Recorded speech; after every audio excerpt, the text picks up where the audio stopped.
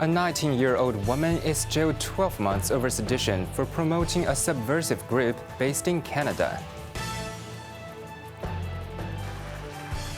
We have Hong Kong U's new chair professor of physics, Ferenc Krausz, on his vision to Hong Kong's physics and medicine and why Hong Kong makes it possible. And fresh victory for Hong Kong in the national games as Siobhan Haughey wins gold in 200 meters freestyle.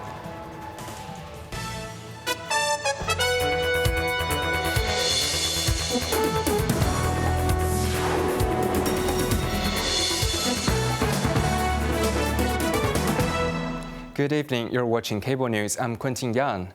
A 19-year-old woman has been jailed for 12 months for sedition after promoting a self-styled shadow parliament, labeled by the government as subversive.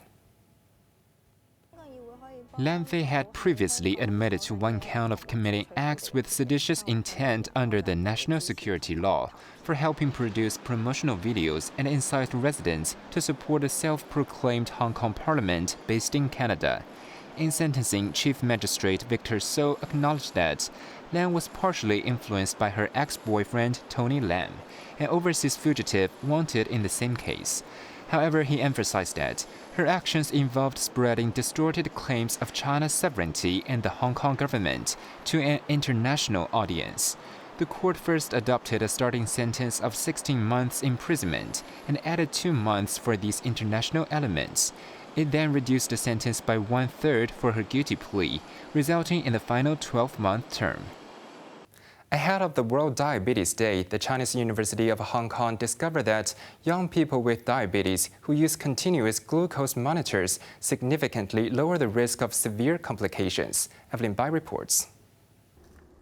The study looked at 958 young diabetes patients, with most of them living with type 1 diabetes, a chronic illness where the immune system attacks their pancreas cells that control blood sugar. These patients received CGMs through a tiny implanted sensor. It sends readings and alerts straight to their devices, with data backed up in the cloud. The technology tracks blood sugar around the clock, cutting down the need for constant finger prick tests. Researchers found that after a year on CGMs, hospitalizations from diabetic ketoacidosis dropped by 85%, and the risk of severe blood sugar highs or lows was also cut by more than half. Much more importantly, on a day-to-day basis, the access and information provided from the readings allowed people living with diabetes to actually, especially those living with type 1 diabetes who need to inject insulin several times a day, to actually do fine titration of their insulin doses according to their eating habit, their health situation, their blood glucose, as well as other factors that affect blood glucose. Managing diabetes is something that takes 24 hours a day, 365 days a year. It's not something they can take a break from. By adjusting their meal, exercise, and sleep based on the data, they can achieve much better blood glucose control and reduce the occurrence of hypoglycemia, Ma added. Evelyn Bai, Cable News.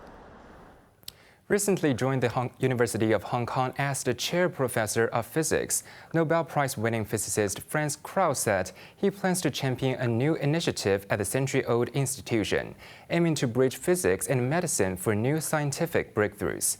And more importantly, he stressed that Hong Kong U's world-class facilities and Hong Kong's welcoming environment are what made his endeavor possible. I've talked to the professor, and here are more insights from him. Professor Krausz's appointment, announced by Hong Kong U President Zhang Xiang, is hailed as proof of the city's growing stature as a global science hub. Stepping into his new role, the 2023 physics laureate plans to spark a medical revolution in Hong Kong, applying his award-winning attosecond technology in proactive healthcare. With established labs in Munich and Budapest, Krausz chose Hong Kong as his base in Asia to validate the technology, leveraging the city's global reach to gather data from Asian populations. We have realized that translation of this technology to daily clinical use requires a broad validation, testing and validation of this new methodology that cannot be confined just to the ethnicity in Europe. And I believe that Hong Kong is the ideal place for doing this. The arrival of the world-renowned scientist signals that Hong Kong is a strong competitor in global science, a signal the government is trying to amplify. Hong Kong U offers truly ideal conditions for expanding this undertaking from Europe to Asia, given its excellent research environment, both in physics as well as in medicine. It has a truly world-class clinical trials center with which I would like to build a strong strategic collaboration here at Hong Kong U. Furthermore, Hong Kong's role as a neutral international platform aligns perfectly with Krausz's scientific philosophy. Well, I think one of the beautiful things about science is that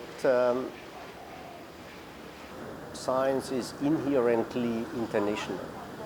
There is no such a thing like European physics or Chinese physics or American physics. I think it is also the responsibility of scientists these days, particularly, to go ahead with good example also for politicians that humankind has a realistic chance for a better future only if we cooperate. This powerful convergence showcases how international talent choosing to teach and research here are met by a government strategy to support them. This synergy aims to redefine Hong Kong's future as a knowledge hub. Quentin Ya, Cable News. At least 2 people were killed and 18 others injured after a truck plowed into an open-door market in South Korea's Bucheon City this morning, according to local authorities. The incident occurred just before 11 a.m. Surveillance footage showed the vehicle reversing some distance, then suddenly accelerating into shops and pedestrians. Police have arrested the driver, a man in his 60s, on charges of negligent homicide and injury. Authorities found he was not under the influence of alcohol at the time of the incident. Despite the driver's claim of vehicle malfunction, police suspect pedal misapplication and have called for a forensic analysis. U.S. President Donald Trump has signed a temporary funding bill into law, ending the longest government shutdown in American history after 43 days, just hours after the House passed a measure with narrow bipartisan support. Cheryl Yun reports. The House approved the stopgap measure 222-209, with 6 Democrats joining nearly all Republicans to secure passage. The Senate had passed the bill on Monday. The legislation will fund the government through January 30th, with select programs extended through the fiscal year's end in September. Trump signed the bill Wednesday night, wasting no time in pinning the blame once again on the Democrats and urging voters to respond in next year's midterms. So I just want to tell the American people, you should not forget this when we come up to midterms and other things. Don't forget what they've done to our country. House Democrats had criticized the vote, arguing it was a mistake without securing an extension of health care subsidies. The shutdown began on October 1st when Congress failed to pass a budget amid deep divides over health care subsidies and spending cuts. The standstill forced over 800,000 federal workers to be furloughed and thousands more to work without pay. While the shutdown has ended, a return to normal operations will take time. U.S. Transportation Secretary Sean Duffy cautioned that air traffic will not regain full capacity right away, with flight reductions at 40 major airports holding steady at 6% rather than climbing to 10% through the end of the week. Cheryl Yun, Cable News. The Indian government has declared the deadly car explosion in central Delhi a terrorist act, vowing to hound down those responsible for the attack that killed 13 and injured over 20. India's cabinet, led by Prime Minister Narendra Modi, stated the heinous act was perpetrated by anti-national forces. Later visiting the injured, Modi pledged that the perpetrators will not be spared. Investigators have identified the man behind the wheel as Umar-ul-Nabi, a 35-year-old doctor from Kashmir, a region of dispute between India and Pakistan. India's anti-terrorism agency is investigating whether the car explosion is connected to a previous arrest of 7 people, including doctors, where 2,900 kilograms of explosives were confiscated. Authorities claim they are connected to Pakistan-based insurgents and allegedly plan to carry out bomb attacks targeting stations, shopping malls, and the famous war memorial India Gate. The United States Mint has pressed its last penny, ending production of the 1-cent coin after more than 2 centuries in circulation.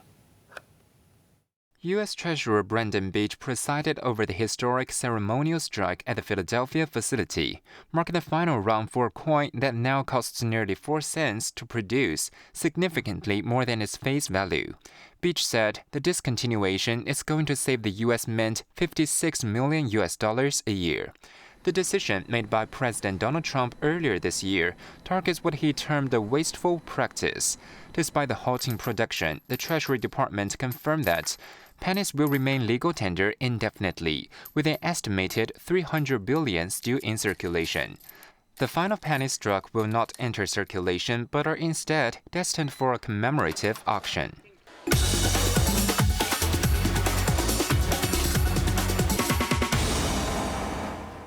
Now let's take a look at the stock market.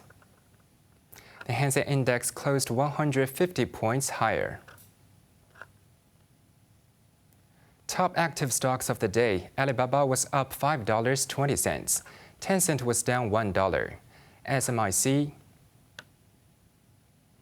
SMIC was up $2.35, and Meituan was up 30 cents. On to the weather now. Mainly cloudy, 1 or 2 light rain patches. Slightly cooler tomorrow morning with a minimum temperature of about 19 degrees. Dry with sunny periods during the day, the maximum temperature will be around 25 degrees.